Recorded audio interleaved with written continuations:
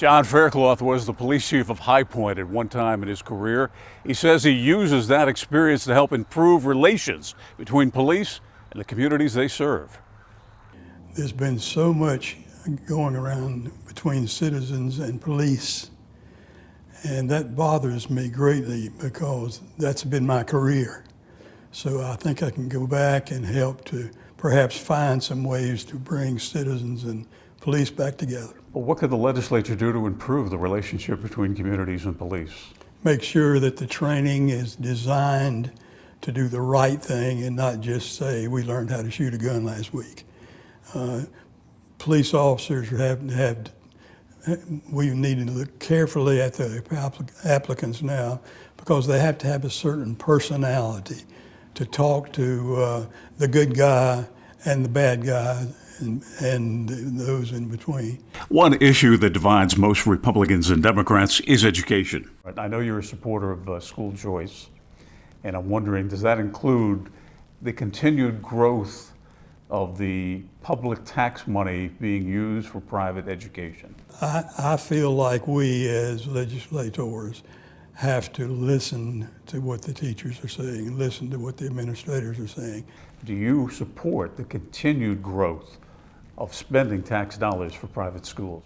Yes, I don't have a problem with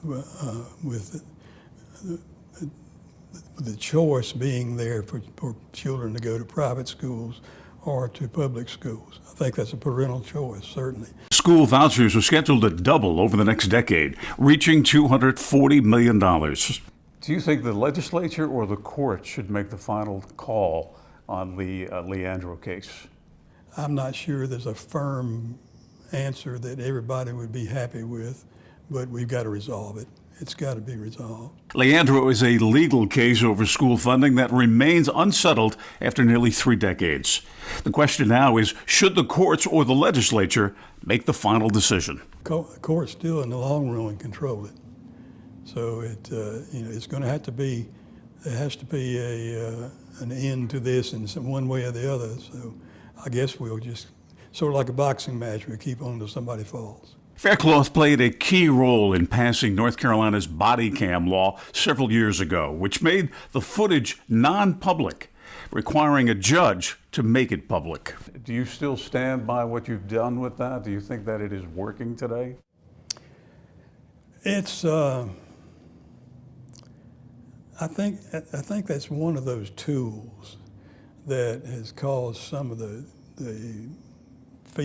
strong feelings between police and citizens. I would prefer that we not have to have anyone being watched over. I'm still not certain that I did the best thing, but I think the public demands a certain amount of, okay, if you want me to trust the police officer, let me see what it's doing out there. It's John Faircloth versus Brandon Gray in the North Carolina House in Guilford County. Bill O'Neill, WXII 12 News.